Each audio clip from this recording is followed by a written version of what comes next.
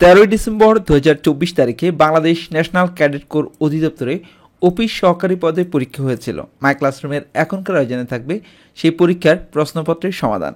চলুন শুরু করা যাক। প্রথম যে প্রশ্নটি ছিল, বাক্যের ক্রিয়াপদের সাথে অন্যান্য পদের যে সম্পর্ক তাকে কি বলে? তাকে বলা হয় কারক। ক্রিয়ার বিষয়কে কি বলে? ক্রিয়ার বিষয়কে বলা হয় কর্ম।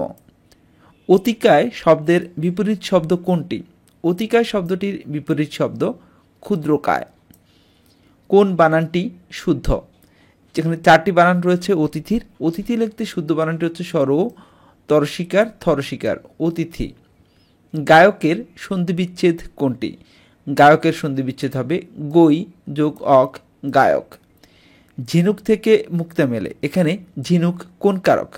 এখানে ঝিনুক অপাদান কারক। কার্তিক ও অগ্রহায়ণ এই 2 মাস কী কাল? এই 2 মাস হচ্ছে হেমন্তকাল। যা আঘাত পায়নি এর বাক্য সংকোচন কি হবে? অনাহত। সঠিক উত্তর ঘ, অনাহত। কোন বানানটি শুদ্ধ? গৃহিণী লিখতে শুদ্ধ বানানটি হবে গয়রি ফেলা, হরশিকার, মূর্ধন্য দীর্ঘিকার, গৃহিণী। কোনটি খাঁটি বাংলা উপসর্গ? ইতি, এটি হচ্ছে খাঁটি বাংলা উপসর্গ। সঠিক উত্তর হবে ঘ। মন না মতি বাগধারাটির অর্থ কী? এই বাগধারাটির অর্থ হচ্ছে অস্থির মানব মন। কপলের প্রতিশব্দ কী? কপলের প্রতিশব্দ হবে গাল। দম্পতি কোন সমাস? দম্পতি হচ্ছে দ্বন্দ্ব সমাস। একাদশে বৃহস্পতি এর অর্থ কী? এর অর্থ হচ্ছে সৌভাগ্যের কথা। ঝাঁকের কই বাগধারাটির অর্থ কী? ঝাঁকের কই বাগধারাটির অর্থ হবে একই দলের লোক। পয়জার এর সমার্থক শব্দ কোনটি? এর সমার্থক শব্দ পাদুকা। বামেতর শব্দটির অর্থ কী? এর অর্থ হচ্ছে ডান। যা নিন্দার যোগ্য নয়, অনিন্দ। কোনটি তৎসম শব্দ? এখানে 4টে অপশন ছিল, সঠিক উত্তর হবে মানব এবং সন্ধ্যা, এই 2টি শব্দই তৎসম শব্দ। অর্থাৎ আমাদের অপশনে সঠিক উত্তর নেই।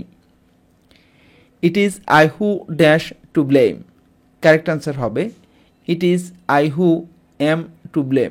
সঠিক উত্তর ক, am. Ram as well as Rahim dash there, correct answer হবে was there. Synonym of indigenous is, correct answer local. Antonym of gentle, এর জেন্টেলের অ্যান্টোনিম হবে রুড। অ্যান্টোনিম অফ প্লেজার এটি হবে পেইন, সঠিক উত্তর ক। Which one is conjunction, correct answer ক, or. Dash the country is under developed, it is beautiful, correct answer হবে ক, although. Neither my brother dash my sister own a car, correct answer হবে nor my sister own a car.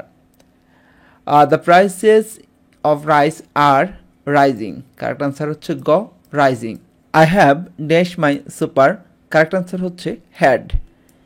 He dash while I was reading, correct answer হবে came, সঠিক উত্তর খ।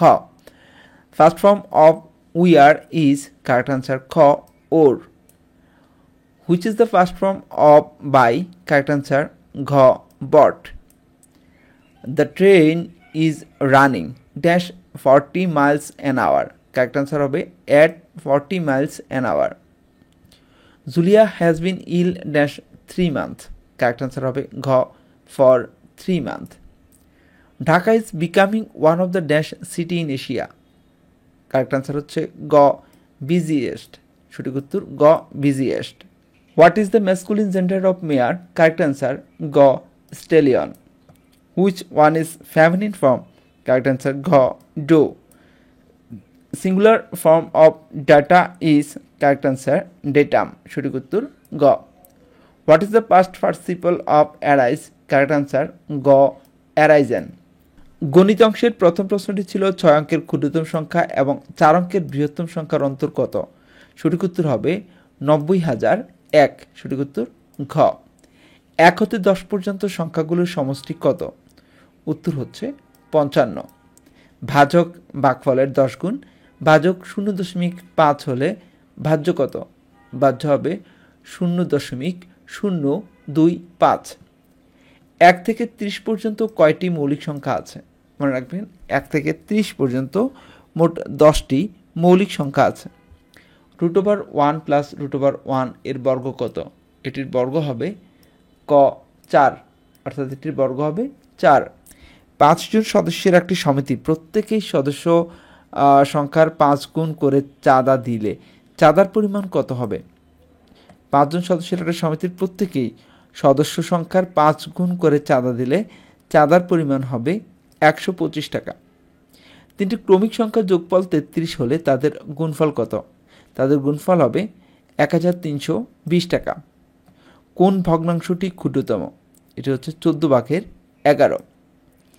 এক ব্যক্তি তার আয়ের 2/1 পরিবর্তে 3/1 ব্যয় করলে 5,000 টাকা কম খরচ হতো। তার আয় কত?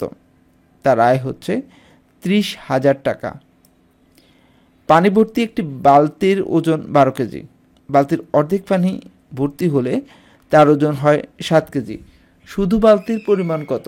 শুধু বালতির ওজন হবে 2 কেজি। একটি আয়তক্ষেত্রের পরিসীমা 40 মিটার এবং প্রস্থ 5 মিটার হলে দৈর্ঘ্য কত মিটার? দৈর্ঘ্য হবে 15 metre. a - c/b plus b - c/ba plus c - a/ca সমান কত? সঠিক উত্তর ক 0। 53 নম্বর প্রশ্নটি হচ্ছে x² + x - 20 এর উৎপাদক কোনটি? এর উৎপাদক হবে x + 5 × x - 4। 8, 12, 36, 72, 144 এর লসাগু কত? এর লসাগু হবে 144। একটি কোণের দ্বিগুণ 60 ডিগ্রি হলে তার পূরক কোণ কত?